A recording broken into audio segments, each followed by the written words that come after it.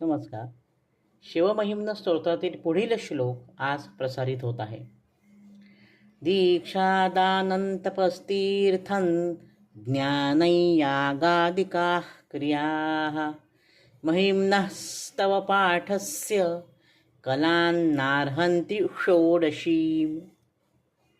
दीक्षा मंत्रादिकांची दीक्षा, दानं केलेलं दान, तपहा म्हणजे तप, तीर्थम म्हणजे तीर्थाटन, ज्ञान याग ज्ञान यज्ञयाग इत्यादी क्रिया, महिम्नस्तव पाठस्य कलाम नार्हन्ति षोडशी.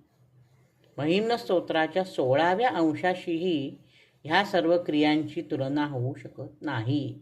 षोडशी 16वा अंश म्हणजे पूर्ण.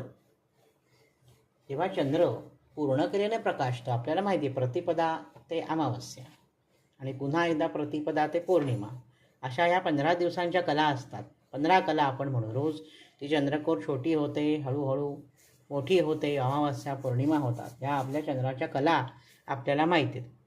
ह्या 15 कला आणि शिवाय चंद्राची 16वी कला, ह्या सगळ्या कलांची म्हणून एक कला, अशी चंद्राची 16वी कला म्हणजे पूर्णचंद्र. पूर्णचंद्र म्हणजे संपूर्ण, त्याला उपमा दिलेली आहे पूर्णचंद्राची, म्हणजे संपूर्ण शिवमहिम्न स्तोत्राचा जर आपण स्तोत्राची जर तुलना केली तर ते दीक्षेपेक्षाही श्रेष्ठ आहे, ते दानापेक्षा श्रेष्ठ आहे, ते तपस्येपेक्षा श्रेष्ठ आहे. कुठल्याही ठिकाणी तुम्ही तीर्थाटन करायला जाऊ नका, त्याच्याऐवजी तुम्ही शिवमहिम्न स्तोत्राचा पाठ करा. कुठलंही यज्ञ यागादी कर्मकांड करू नका, त्यापेक्षा शिवमहिम्न स्तोत्राचा 11 वेळा पाठ करा, 121 वेळा पाठ करा, 108 वेळा पाठ करा.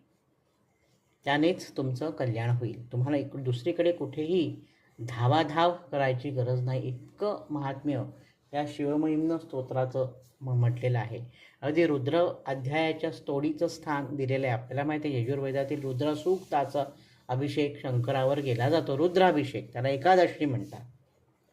जर काही अडचणीमुळे आपण रुद्र म्हणू शकणार नसू, आपल्याला शक्य नसेल, तर अशा वेळी या शिवमहिम्न स्तोत्राचा अभिषेक केल्याने सुद्धा आपल्याला रुद्राभिषेक केल्याचं पुण्य प्राप्त होतं.